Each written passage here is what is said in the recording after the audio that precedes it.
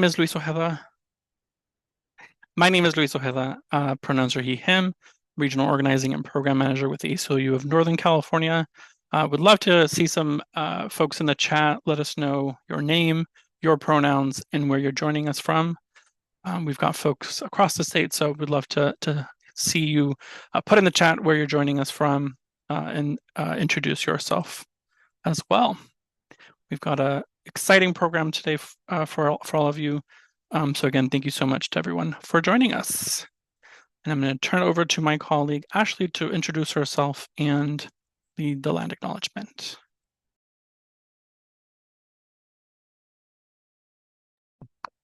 Hi, everybody. Thanks so much for being here this evening. My name is Ashley Morris. My pronouns are she, her, and I'm the organizing director with the ACLU of Northern California. We're very happy to have all of you on with us this evening. We acknowledge that the ACLU of Northern California exists on the occupied territory of over 100 tribes. This land has been stewarded by Indigenous people since time immemorial. We recognize the painful history upon which the state of California was created and how policies, systems, and structures continue to oppress and erase Indigenous people today. Our shared history compels us to grapple with this legacy, taking action to interrupt the continued harm of colonialism and genocide, and to redress the erasure of Indigenous peoples. The ACLU of Northern California is committed to working alongside Indigenous peoples and following their lead as they work to uphold their sovereignty, dignity, and identities. Thank you. Thank you so much, Ashley, and apologies for having the chat locked. It is now on, so if you didn't get a chance to introduce yourself, please do so now. Again, please give us your name, your pronouns, and where you're joining us from. Perfect. We've got folks coming from San Diego, Arcadia, Oakland. Awesome. Perfect. So apologies for that. And again, you can also chat directly with any hosts or panelists as well, if you would like. Otherwise, your message will be seen by everyone. So I want to start by just reviewing the agenda to see what you can expect for tonight. So I'm going to do a really brief overview of Prop 36. Hopefully folks have joined us for a couple of our previous webinars that we've hosted to review Prop 36, but I'll provide a very brief overview as well. And then we're going to hear from several speakers, several Californians who are against Prop 36 to hear directly from them about why they're opposing Prop 36. So we've got a really exciting lineup of speakers set up. Additionally, we'll have some time for Q&A, so please do utilize the Q&A feature. You can drop your question to the chat or into the Q&A feature, and we'll make sure to get through as many questions as we can. And then feel free to either direct that question to an individual speaker or to anyone, and we'll do our best to answer questions. And of course, as we saw, this event is being recorded, so we'll be sure to follow up as well with the slides, as well as a recording of the event and any additional information and links that we share or things that we reference. So you'll get all that in the follow-up email. Including in that, we're also going to share some ways that you can get involved. Obviously, it's super important for everyone to talk about Prop 36 and to learn and help answer any questions that folks have. But a really important component is also going to be to take action and really talk to voters to make sure that they're ready to go to vote no on Prop 36 because ballots are going to be dropping really soon. So we want to make sure we start talking to voters and to join us in different ways that we're going to be taking action to help defeat Prop 36. So there's a quick overview of what to expect for this evening. So again, please utilize the chat. Let us know if you have any questions as well. So really briefly, just wanted to provide a quick overview of what Prop 36 is and what it does. We are one of many organizations working to help defeat Prop 36, and we wanted to sort of highlight a couple of pieces here. One, Prop 36, if it passes, it's going to lead to the cutting of a lot of critical programs that we know work, that are successful, and that really stand to lose a lot in terms of the impact on our communities. So we really want to uplift that really harmful potential if Prop 36 passes. There's a lot of folks that are going to be really negatively impacted by some of these successful programs. And then additionally, a big aspect of Prop 36 is also a huge increase in prison spending and overall incarceration. And so obviously this is a major, major concern. And we know that it's going to impact folks disproportionately who are Black, Indigenous, and people of color, and other folks who are already marginalized and at risk of being harmed by our systems. So we really just wanted to center those two big points tonight to just make sure that we sort of ground ourselves and center ourselves in these two aspects of Prop 36 that I think are really important. And I think as folks are having conversations in the community with their friends and family, I think these are sort of two simple points that folks can kind of go back and reference as sort of critical ways that critical harmful ways that Prop 36 could have an impact on our community. Separately, we know that the more people hear about Prop 36, the less they like it. And the list of organizations and partners and the overall coalition continues to grow every single day. So we've got a ton of community organizations, as well as elected and public officials, as well as labor unions, small businesses, public safety leaders, and also Californians just like you who are organizing, mobilizing to defeat this measure. And so just know again that we are a group of folks that are on this webinar tonight, but there's millions of people across the state who are also against this measure and who are working hard to make sure that we defeat this measure. So you are part of that big, broad effort of groups that are helping to defeat this measure. And so I think it's going to be really, really critical for folks to be involved and to join our efforts. Wonderful. And so tonight we're going to be hearing from 5 different speakers who are going to be sharing different perspectives about why they're opposing Prop 36 and what their concerns are and how we as a collective are working together to defeat this measure. So we've got a really exciting lineup of speakers. And so again, they're each going to go one by one. But again, if you have specific questions that you want to ask, feel free to drop them in the chat and then we'll collect those. And then after everyone's done speaking, you'll have an opportunity to get your question answered. So again, please utilize the Q&A button or drop your question into the chat. And so with that, I am going to pull down these slides. And then I am going to have our first speaker go first. So let me just drop these, stop sharing. And then, so first we've got Tiffany Whiten, who's the Senior Government Relations Advocate for SEIU California and lives currently in Sacramento. So we're so excited you're going to join us today, or you're joining us today, and that you're going to be sharing your perspective about why SEIU and labor unions across the state are mobilizing against this measure. Such an important, critical voice. So thank you, Tiffany, for being here, and I'll turn it over to you. Thank you so much. And good evening, everybody. As stated, my name is Tiffany Whiten, and I'm Senior Government Relations Advocate for SEIU California. We represent over 750,000 members, the majority of which are women and people of color. Just a little bit about our makeup. We are caregivers, janitors, state workers, social workers, city and county workers, security workers, librarians, healthcare workers, and education workers, just to name a few of our members. Our members live and work in the communities that are most damaged and disrupted by California's decade-long failed experiment with mass incarceration, which is why we aren't fooled by Prop 36. We know that Prop 36 will lead to more crime, not less. We know that it will reignite the failed war on drugs, make simple drug possession a felony, and waste tens of millions of dollars on jails and prisons, all the while slashing critical funding for victims, crime prevention, treatment, and rehabilitation. We also know that the state resources are better used to serve our communities and provide wraparound services by utilizing our safety net to uplift and empower our communities rather than on policies that just try to tear them down. From our education workers and our social workers, we know all too well how crucial it is for children not to have their families ripped apart by punitive and irrational prison sentences. From our homeless outreach workers, drug treatment specialists, and our eligibility workers, we know that the best way to ensure public safety is through treatment and care, not by diverting funding from mental health and rehabilitation programs, because that does nothing to make us safer.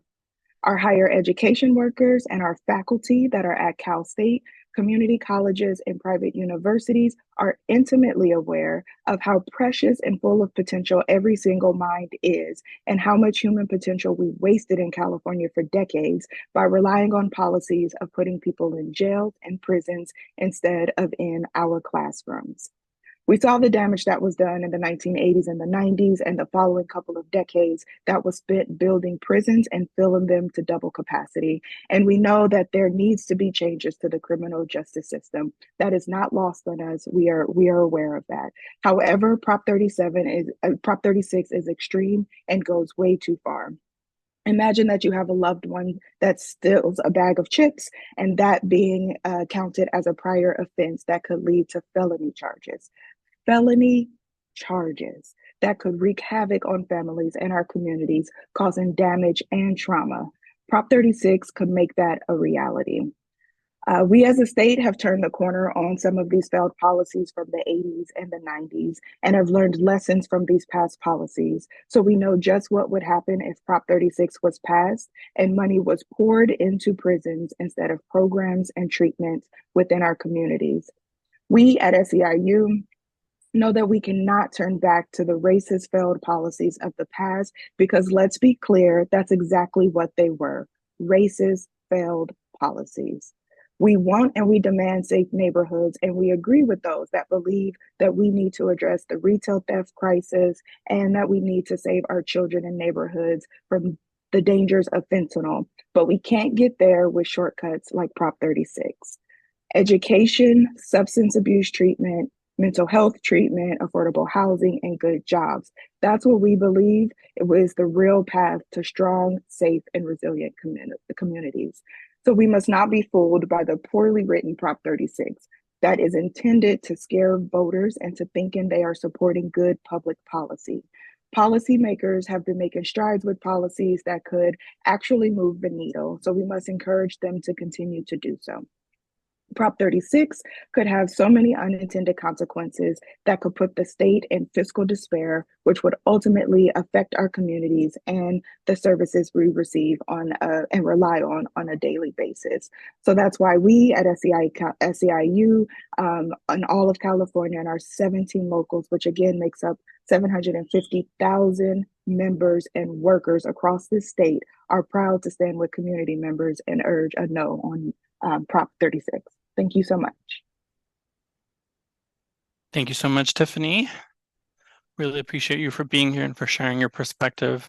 I think it's super critical that we have the support of the unions and of SEIU specifically, and we're so excited that you all are talking to and mobilizing all of your workers to help us defeat Prop 36. Perfect. So now I'm going to invite Carl Tenenbaum onto video. Carl was born and raised in San Francisco, and he joined the San Francisco Police Department in 1981, where he served for over 32 years.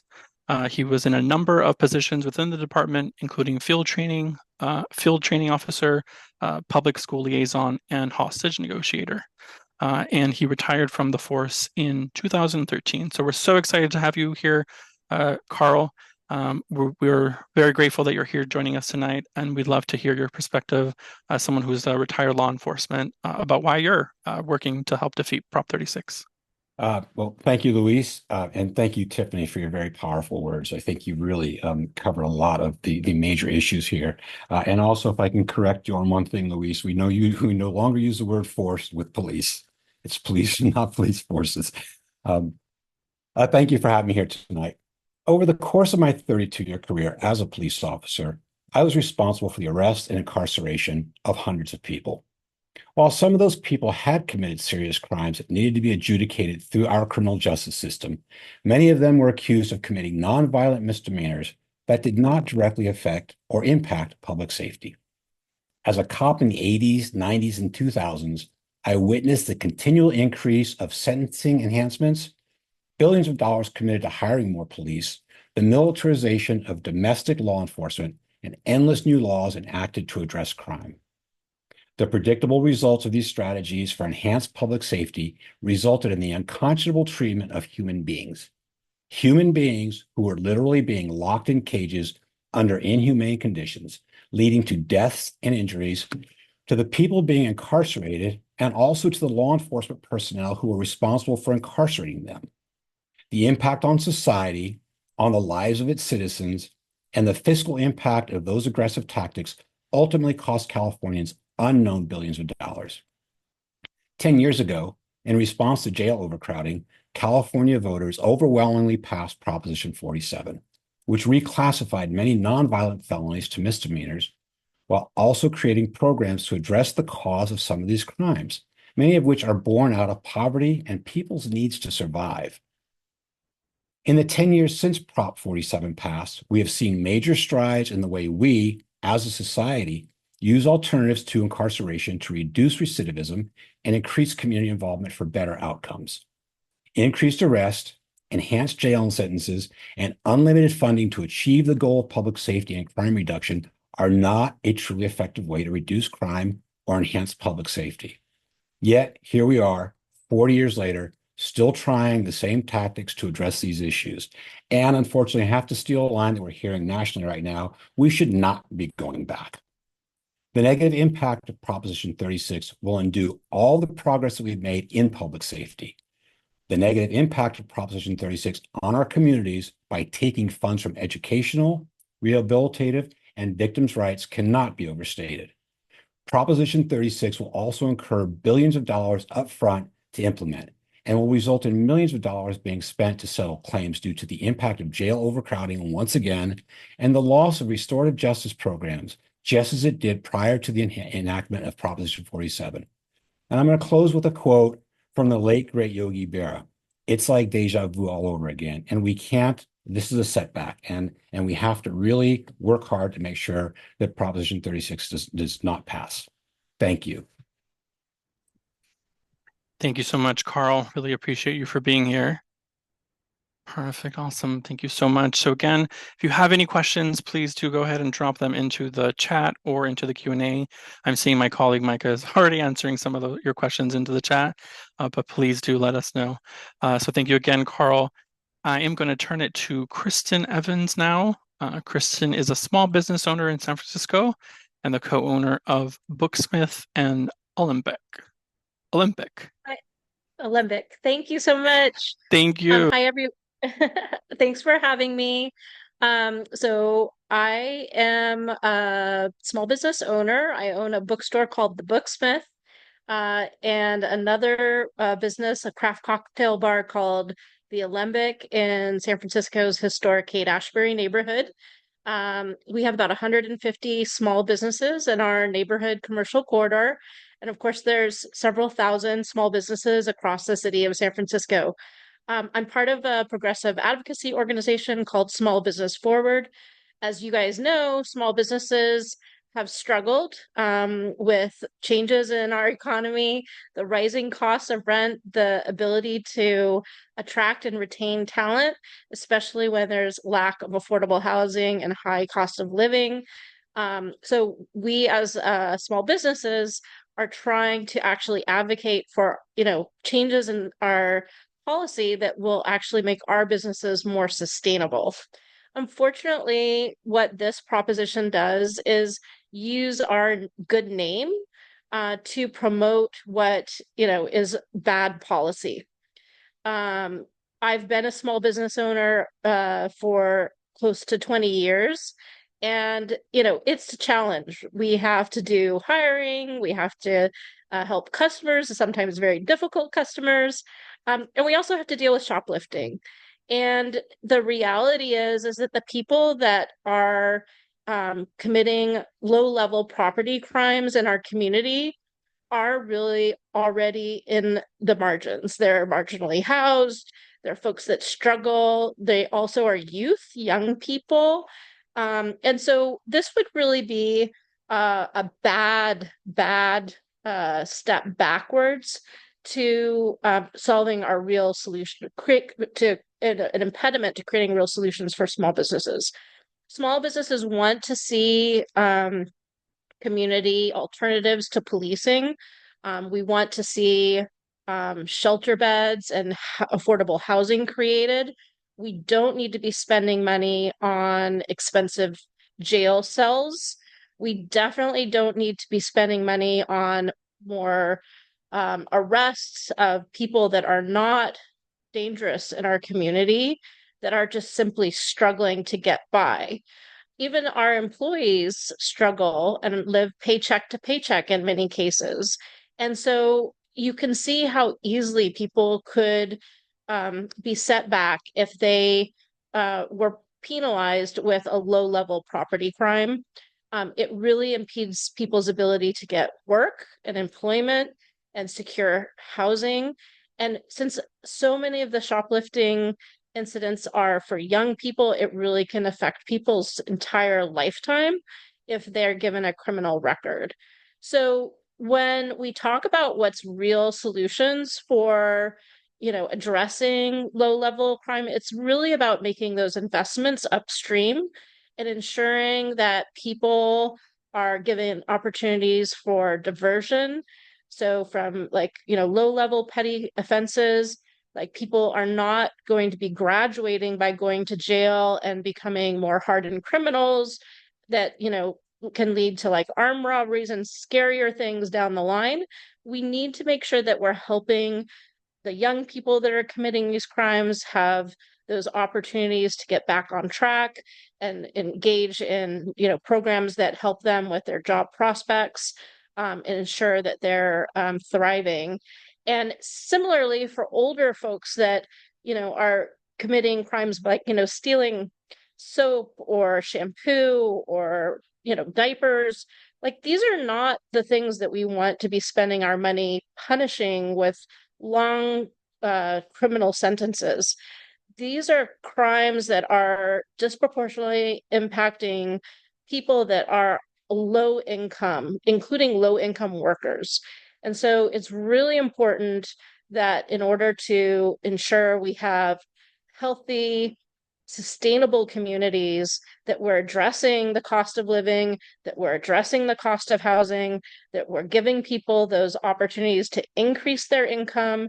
And we do that through these other investments that Prop 47 allowed that now would be put at risk, taking valuable resources away from community programs and putting those towards jail cells, which are not a solution. And they're a really expensive alternative to just providing shelter and housing. So thanks, and I'm happy to answer any questions. Thank you so much, Kristen. Really appreciate you for being on tonight and for offering your perspective. As a small business owner, I think we're hearing a lot of things from business owners, and so it's a great aspect that you're here and that you're sharing your perspective about why Prop 36 is bad as a small business owner. Excuse me. Fantastic. Well, we're going to turn it over to our next speaker. Ni Wen is a community safety and justice policy manager at Chinese for Affirmative Action. CAA is a progressive voice in and on behalf of the broader Asian American and Pacific Islander community. So we're so excited that you're joining us tonight to share your perspective about why Chinese for Affirmative Action is working so hard as well to defeat Prop 36. Thanks, Louise, and thank you again for having me, and so grateful to be here in the space with everyone. So again, my name is Ni. I use she, they pronouns. I'm the Community Safety and Justice Policy Manager at Chinese for Affirmative Action, or CAA. And again, we work to advocate for systemic change that protects immigrant rights, promotes language diversity, remedies social injustice, and advance multiracial democracy for the broader Asian and Pacific Islander community in San Francisco. So like other folks here today, CAA is opposing Prop 36, and we are opposing this measure for several reasons. But in this space today, I'll name 3 in particular that came up for us. So the first is Prop 36 will take away crucial funding, like folks have mentioned earlier, to programs that so many of our community members are relying on. So as mentioned earlier, Prop 47 has helped strengthen some of our public safety infrastructure, much of it due to the reallocation of funding to successful public programs supporting mental health, employment, victim services, and housing. And these programs have resulted in an increase in employment by threefolds and a decrease in homelessness by nearly 50% for those who participated. So if passed, with Prop 36, it will cut roughly $800 million saved from Prop 47, which currently goes towards effective programs that play a vital role in our community's overall sense of well-being. The second piece is that Prop 36 is extremely costly. Again, we've heard this from other folks already. At a time when the state is facing a huge budget deficit, Prop 36 will cost taxpayers more than $26 billion in prison spending over the next decade. That's the largest prison spending in California history. And studies have shown that increasing prison sentencing for certain drug use really does not lower drug use, but instead it really puts our community members at risk of being unhoused or underhoused after they are released. So this further reinforces how costly, ineffective, and harmful this measure is for folks. And finally, another reason why we're opposing 36 is because this measure would negatively impact the immigrant population. It impacts everyone, but in particular, what I wanted to highlight today is it does impact the immigrant population, a community that we directly serve at CAA. So the changes, again, in criminal penalties and the sentencing enhancements could lead to harsher immigration consequences on communities and their families. So even if someone has lived in the US for decades, Prop 36 would make more people deportable or ineligible for lawful status. For example, you heard, I believe, from Tiffany that Prop 36 would allow prosecutors to combine unrelated theft cases so that it can become a felony charge. So again, considering a scenario like a community member missing a car payment and then having taken something from a convenience store on a different month, two completely unrelated incidents. But under 36, they can combine these two incidents to meet this 950 felony charge. And unjustly punish someone for these incidents as a felony. Like Kristen has mentioned, community members need resources and support, not punitive measures when it comes to their needs not being met. So this is devastating, it's dangerous, and because with this, we might start seeing more people lose their green cards and face deportation. But deportation, again, has massive consequences in our community, our larger community. Even in the past 2 years, we've seen an increasing number of deportation cases, specifically for Southeast Asians, many of whom have fled their countries as refugees at the age of 4 or 5, including my own family during the Vietnam War. So community members should have access to the resources they need in times of crisis, not sent to a country that they are unfamiliar with and thousands of miles away from their loved ones.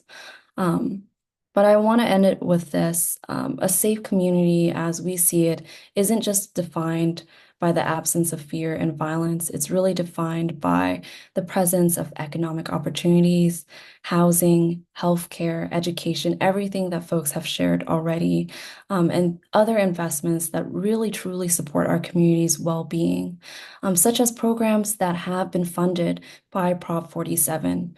So let's come together to defend Prop 47, something that has helped strengthen our community, and vote no on 36. So I'll turn it back to you, Louise. Thank you so much, Nee, and thank you so much for sharing your perspective. So important. I think want to definitely echo and uplift your statements in terms of the impacts on immigrants. California obviously has a very large immigrant community, and I think that is an aspect that I think we'd love to talk more about. So thank you so much for raising that and for all the work that you're doing with CAA. Excuse me. Now we're going to wrap up our speakers. I've got Francisco Villaruel, who's going to be speaking next. Francisco identifies as a Chicano male and is a system-impacted person who has lived throughout different areas of LA and currently lives in Westwood, California. He's a graduate student at UCLA majoring in social welfare. Thank you so much, Francisco, for joining us and for being able to speak and share your perspective about why you're opposing Prop 36. Yes, thank you for having me. Yes, I'm definitely opposing Prop 36. I heard a lot about the services that are here now, especially for the reentry. And I'm here to tell you that if you do take advantage of it, like I did myself, you can be very successful. I do know, I just wanted to share, I spent more than half my life incarcerated. I spent my juvenile, teenage life, young adulthood, and adulthood incarcerated. I've been free for 5 years. And in the course of the 5 years, I've been in so many different services for reentry, like Anti-Recidivism Coalition, Amity Foundation, I think it's called Adult Reentry Grant Program, Project Rebound, and Underground Scholars Initiative, and lastly, Department of Rehabilitation. Without any of those programs, I would not be nowhere near UCLA, nor would I be living in Westwood right now. I definitely would be probably back on the street, especially being in prison for so long. There's a level of uncertainty of what's going to happen upon your release. A lot of people go through being scared, maybe some jitters, things like that. But with these services, every time you meet with either your caseworker, your therapist, or you're building a support system with the groups that you're meeting, there's a level of reassurance that things are going to be okay. If you take all that away, people tend to go back to what they know, what they're inclined to feel safe with. This right here helps you create a foundation. It gives you something to work with to move forward. If we have none of that, then it's a lot easier for us to just say, hey, let's just go back to what we originally knew. I would also say that education is a big, big part of rehabilitation and also preventing recidivism. If I kind of quoting something from CaliforniaCompetes.org, it's a 43% chance of not recidivism with education. And if you take away all these services and if Prop 36 passes and these services are gone, it's less likely any of us are going to get educated upon release or even while we're incarcerated. All that funding is going to be cut. I would also say that without these services, I would not have been able to meet the people that I met along the way. While I was in there, you built a support system. You have your close net of friends. But when you're released, you no longer have them. They're in there while you're out here, and you're scrambling to find where you belong in this world. It's very difficult. People think it's easy, like, oh, here's $200. Try not to go back to prison. That's easier said than done, right? But with $200, you have a criminal record, and you have nowhere to go. It's very difficult to figure out what your next steps are. These programs, you're definitely able to make friends with the right state of mind as you. You guys are like, that's the word I'm looking for, like-minded individuals. And the more that you meet, the more stronger your support you have as you move along. I would also say that I heard, millions of dollars going to be cut from all these services. And if we pack more prisons, incarcerate more people in 2 or 3 years after, they committed these small felonies or these small offenses that turn into felonies, in 2 or 3 years, they're going to be released again. They're going to have no services to be released to. So they're going to end up being homeless or committing more crimes. Additionally, if I was a product of the 90s. So they used the term during my jury trial that I was a super predator because I was a part of a gang and I was a Latino in Los Angeles. So because of that, it was a lot easier for them to find me guilty. Now, if we go backwards and we're using this Prop 36 and we're going to start arresting people for these lower offenses and then giving them felonies, we're going to push people into a corner where they're going to be like, I have nothing else to lose. Meaning these crimes are going to be more severe than these little petty thefts. So I'm definitely an advocate for voting against Prop 36. I do want to really reinforce Prop 47, and I hope that today I was a little insightful of the services that are out there for people like me. And yes, thank you. Thank you, Francisco. And I think it's really important that you're on tonight.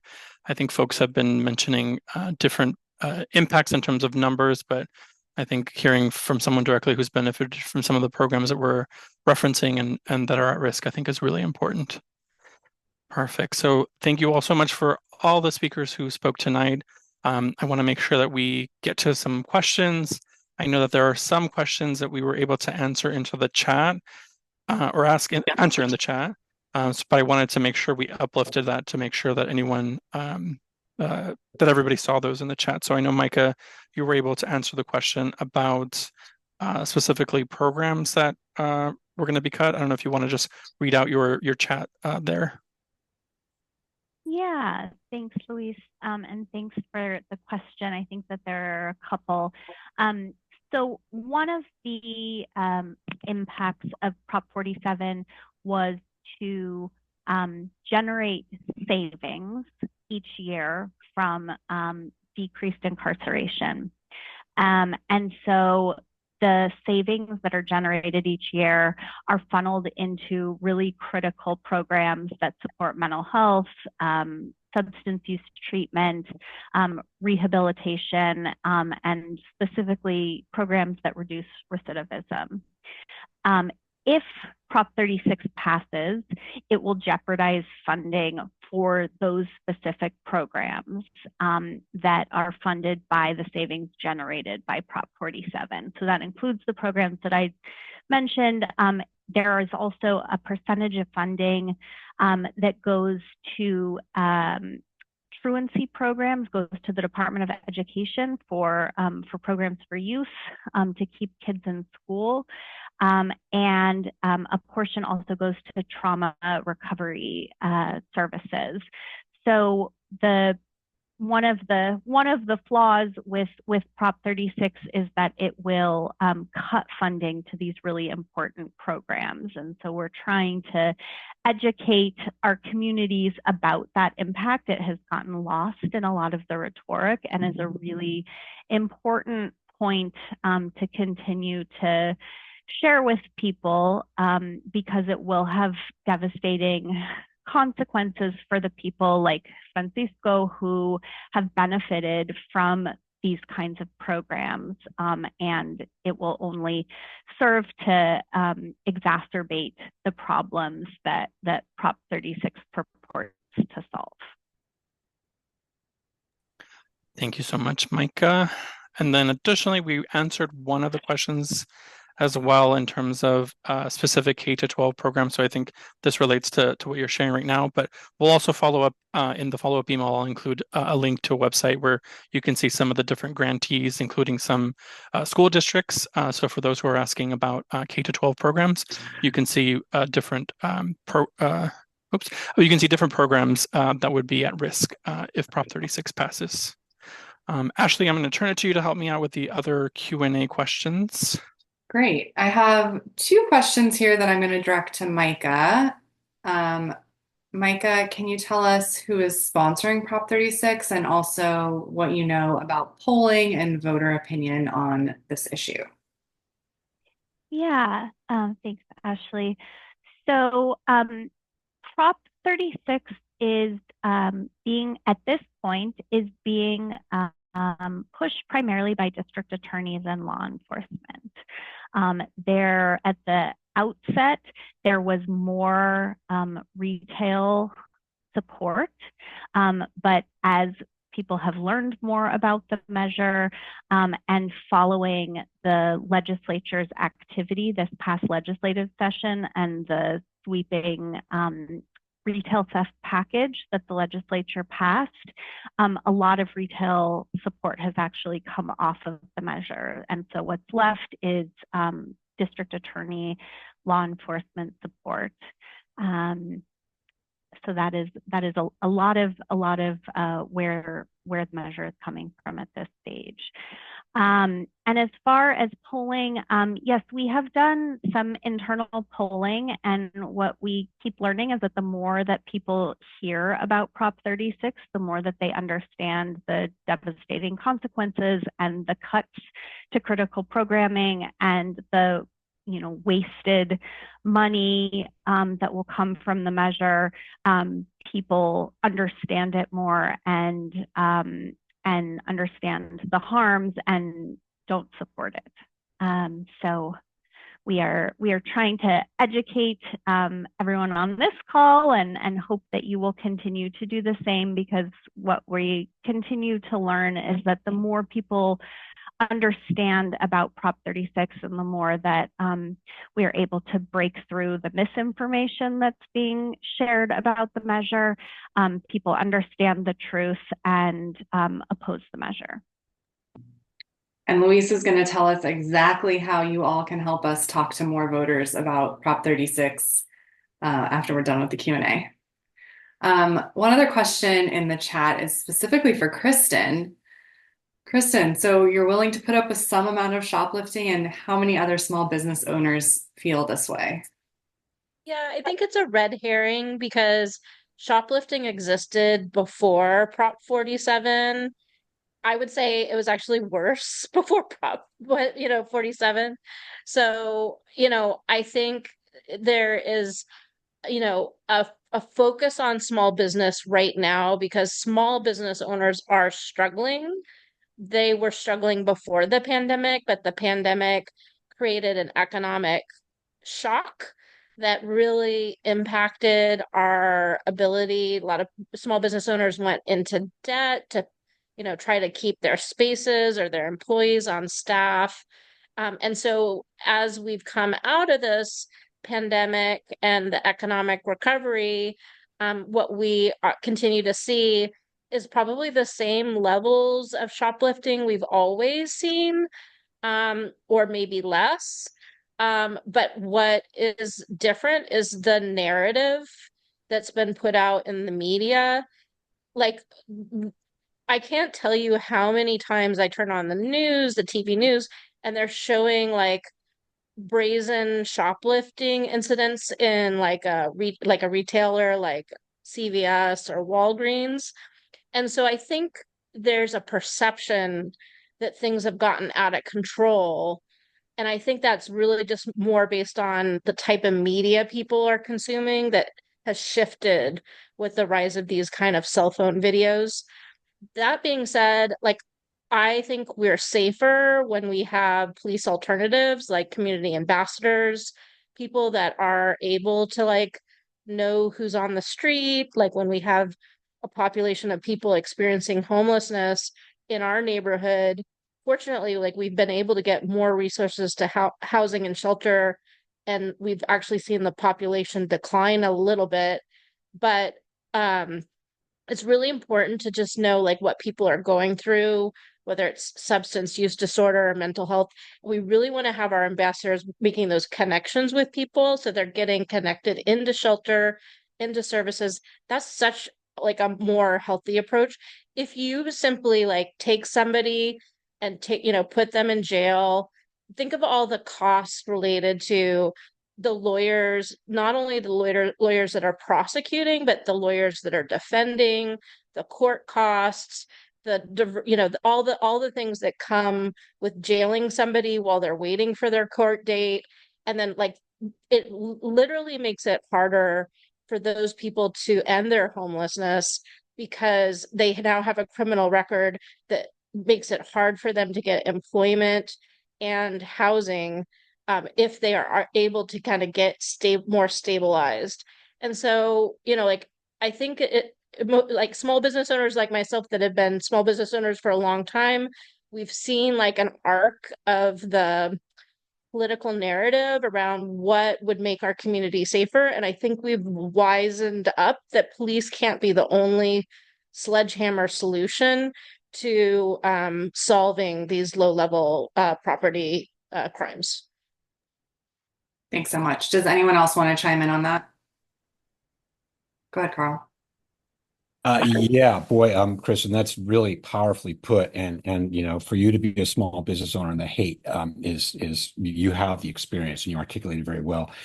Just to confirm what you're saying, I can assure you that 20, 25, 30 years ago, especially in the Union Square area of San Francisco, downtown, we had mobs of not continual and not to the degree that we see because, like you stated, with the media now that everybody has a camera. This was happening then. We have laws on the books that address these issues. And to answer the question directly, I don't think anybody's advocating for allowing or permitting crime to happen. We're just finding better solutions and better ways. And like you said, Kristen, as somebody who spent a lot of time within the criminal justice system, our criminal justice system is bursting at the seams. The jails are overcrowded. The courts are overcrowded. It's really, and law enforcement is crying because they don't have the staffing. Well, they have short staffing because they're busy enforcing quality of life crimes, stuff that, and it's also very important to make the distinction between a property crime, which is what shoplifting is, and a personal crime. And if you should not be okay with a police officer arresting somebody for a small infraction when there's a major felony going on down the block. So there's a lot to unpack here, but Kristen, that was a really, really good answer, and thank you for that. Thanks so much, both of you. I realized that we didn't introduce Micah. Micah Doctoroff is a senior staff attorney with the ACLU of Northern California. So Micah, thank you so much for being on. Micah's been working on these issues and this campaign in particular for years and years. So thank you, Micah, for being on to answer some of these questions. Let's go to, we have a hand up. Alea, please correct me if I'm pronouncing your name incorrectly, and I'm going to allow you to speak. Hi, my name is Aaliyah, and I work at a few different nonprofits around SoCal. I just heard back from one of the groups that we were planning on canvassing with, that because we're a 501c3, we're not allowed to make a stance and lobby on behalf of speaking out against basically Prop 36. I was wondering if you guys had any suggestions for how we can still educate people about Prop 36 while maintaining our 501c3 status. There's actually a great organization called Alliance for Justice that has a program called Boulder Advocacy that has a lot of advice for how 501c3s can engage in advocacy. So myself not being a lawyer, not being able to give you that legal advice, I would say check out Alliance for Justice, AFJ, and in particular their Boulder Advocacy program. And it talks both about lobbying and about ballot measure work and what the lines are and how much of your organization's budget can be spent on ballot measure activity, et cetera. Great question, and we hope you're able to find a way to get involved. Thank you. All right, Ipiani, go ahead. I was wondering with looking at the ACLU Northern California one pager that they put out, and excellent work. I love that and been utilizing it on a daily basis. Speaking about some of the bills that have passed recently that the governor has signed into law that address retail theft, is there any efforts to kind of dispel that myth upon the business owners, right? Because like they're framing it in the media as it's retail theft, showing these videos and all that jazz.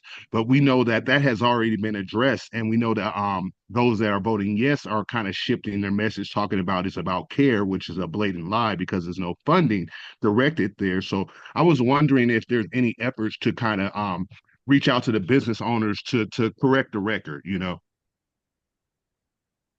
Yeah, I'm happy to jump in, and thanks for that question, Ipiani.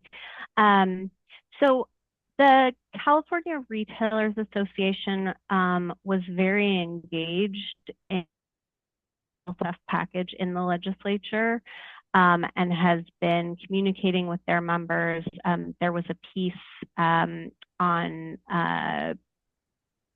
I will try to remember which outlet it was on, but the representative from the California Retailers Association was interviewed last week and really talked about kind of what that process looked like for them and how they have been communicating with their members. But I think that there's more to do, and more to do as far as dispelling the harms, or sort of the rhetoric around Prop 36. We're really grateful to Small Business Forward for the work that they are doing, but we know that there are, retailers across the state that we are all engaging with every day. And so I think part of our advocacy around this measure collectively needs to be continuing to educate everyone in our community, including the retailers that we engage with every day. One of the things that's been interesting that we've kind of learned through the process of the bills that have been in the legislature and now with Prop 36 on the ballot is that there are a lot of retailers like Kristen who are opposed to Prop 36 and who don't believe that measures like Prop 36 are going to solve our problems.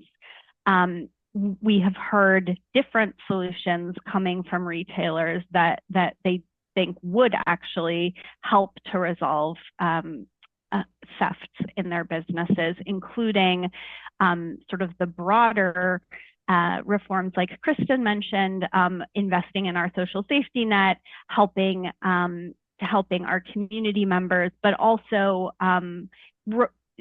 policy changes within businesses, increasing wages for workers and helping to ensure that there is worker retention and a strong, healthy, safe workforce. Things as basic as changing the layout of certain businesses has been one of the things that some business leaders have promoted. Ensuring that there is, healthcare and benefits for people who work in retail. So there are, a number of things that have nothing to do with the criminal justice system that really get at the issues much more directly. And Prop 36 is being sort of pushed as the solution to these problems. But we know, and a lot of retailers know that simply isn't the case. And so as we talk about our next steps and how to be educating the folks in our communities, we really should be ensuring that we're talking to our friends and neighbors who work in retail, who own businesses, to tell them more about.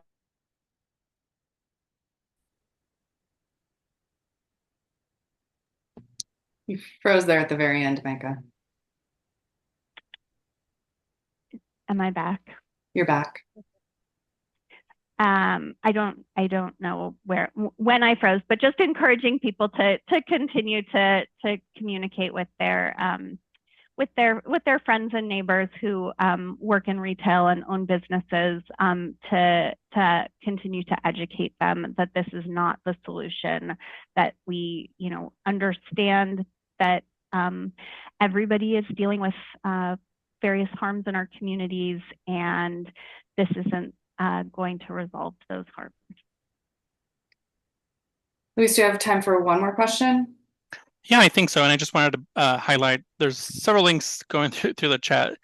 So apologies if folks aren't keeping up, but I think I found the KQED interview that Micah was referencing that I also listened to that I think was very interesting.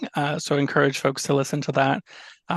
The president of the California Retail Association was being interviewed and had some things to say about Prop 36. And then separately, if you know a small business yourself that you think might be interested in joining our opposition efforts, we encourage them to sign that official endorsement of the opposition campaign, so we can make sure to plug them in and make sure that they're involved in our efforts. And thank you for putting that other link that includes to a link to a CJCJ report about Prop 47 and the billions of dollars that have come from that program. I think I wanted to see if there was any other questions from the chat. There's one last question. Well, sort of great. two. The first one is, can you post a link of a list to the complete listing of those opposing Prop 36? Well, Prop 36, or that list just went live today, so we will post that in the chat, and you can see the list of all of the No on 36 endorsements that have been received so far. And then the last question we'll take is maybe kind of a hard one, so there may not be anyone here who can answer this, but we'll give it a go. I'm working with a team on a radio podcast episode on Grants Pass and the criminalization of houselessness. Do you see any connections between the players who supported Grants Pass at the Supreme Court and the players who are funding Prop 36? Kristen? Yeah, I'm also on the city's Homeless Oversight Commission, and I've been volunteering to try to help people end their homelessness and have been an observer at those sweeps. And there's absolutely a connection. I mean, unfortunately, we can talk about how like the national election is feeding into local politics right now, but with Kamala being like in the San Francisco or the California candidate, there's a big focus on from like Fox News and conservative media on like the failed cities, and there is a big conservative push to try to take over, office through these conservative, kind of really right-wing like efforts, right? Which includes the Grants Pass, as my dog, the Grants Pass decision, which was handed down by a conservative Supreme Court and supported, unfortunately by like our city mayor and Gavin Newsom. Homelessness, did not happen overnight. It's been a slowly growing problem in our state for decades, and the real crises are the lack of affordable housing. You can point to other parts of the country where there's similar levels of substance use and mental health challenges, but they don't have this nearly the same level of homelessness. And that's because there's more affordability. Somebody on a fixed income, like on Social Security disability, can afford a studio apartment, whereas that's less true in San Francisco and the state more broadly. So unfortunately, the sweeps are just another kind of political theatrics, and they're really counterproductive and really don't solve what is the root cause, which is a lack of affordable housing.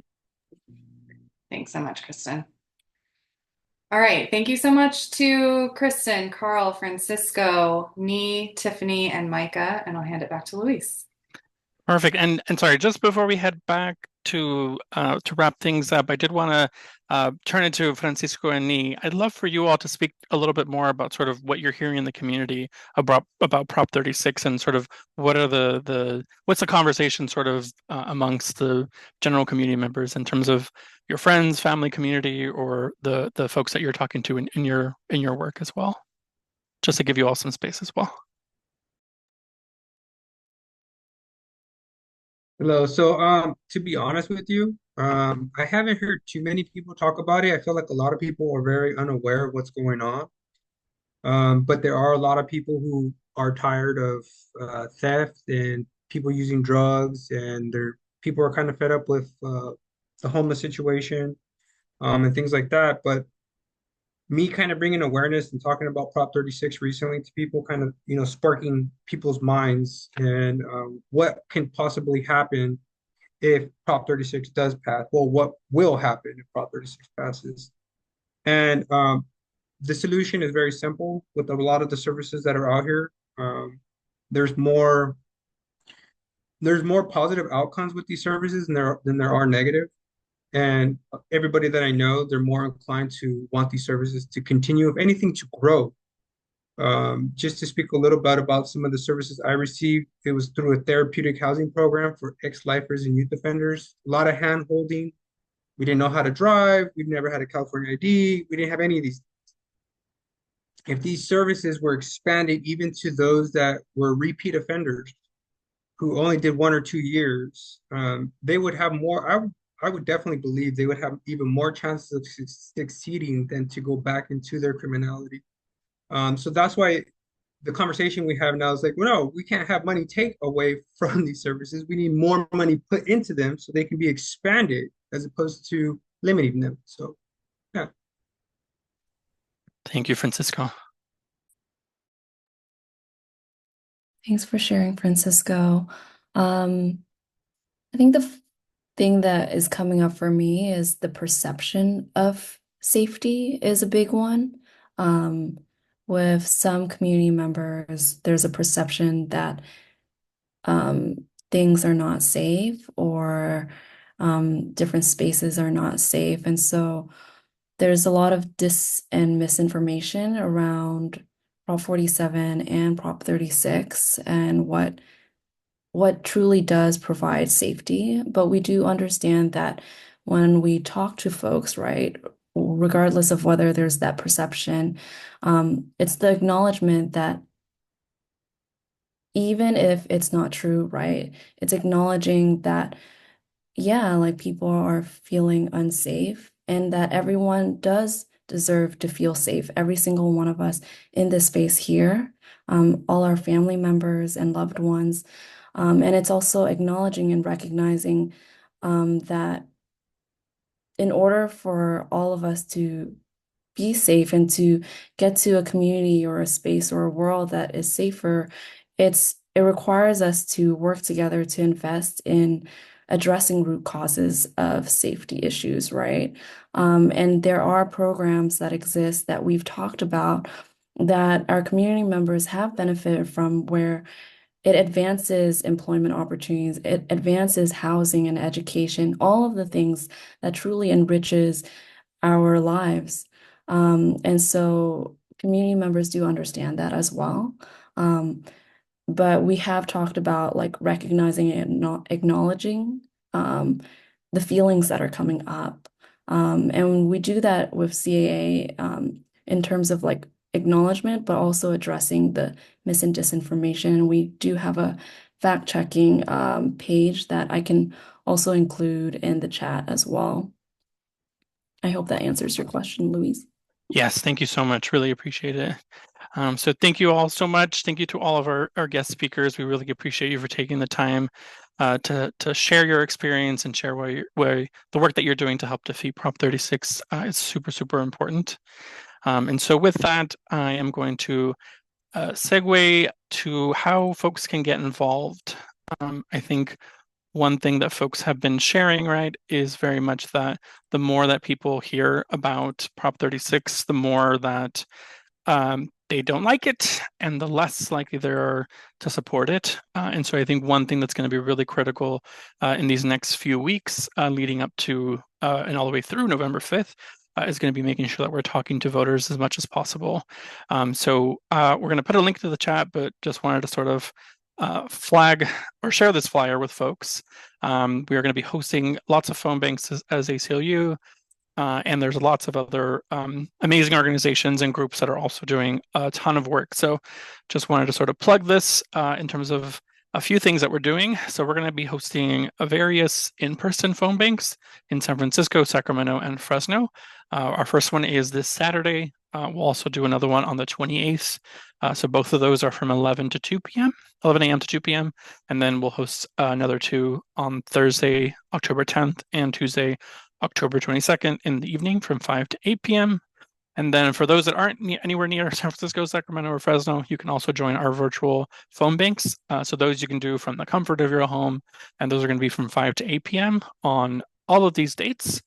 So again, lots of different options and choices for folks to join us. So we hope that you will be able to make it out and to join us and make sure that we are talking to as many voters as possible to get out the word about Prop 36 and why it's harmful, and to really echo all the amazing points that our speakers today made. So again, Ashley, drop the chat there drop the chat to the sign up to make sure that you get involved and make sure to sign up. And I'm just sharing it here. So it's a long list. So you can click as many as you want. So we definitely encourage folks to sign up for multiple. You don't have to sign up for just one. So want to encourage that. And again, this is going to be calling voters. So these are folks who are going to receive a ballot in October. We're going to get this in the mail, and our hope is that we're going to be able to make sure that we are encouraging them to vote no on Prop 36. So with that, we want to encourage folks to reach out to us. You can reach out to us at any time at changemakers@aclunc.org if you have any questions. But again, we'll sort of pause for a second, encourage folks to sign up to a phone bank. It's really fun and easy. And again, it's a great way for us to make sure that we're raising awareness about this ballot measure. As Francisco noted, right, not everyone is as engaged or as involved and maybe isn't even hearing anything about Prop 36. And so we need to make sure we have as many conversations as possible to make sure that people are aware that this is on the ballot and to outline the many, many negative ways that Prop 36 could decimate our community. So thank you to all of our panelists. Thank you to everyone for joining tonight. We really appreciate you all. And we'll make sure to follow up with all of the links that were dropped into the chat, as well as the slides and the recording of the session as well. But thank you all so much. And we hope everyone has a wonderful evening, and we will be in touch.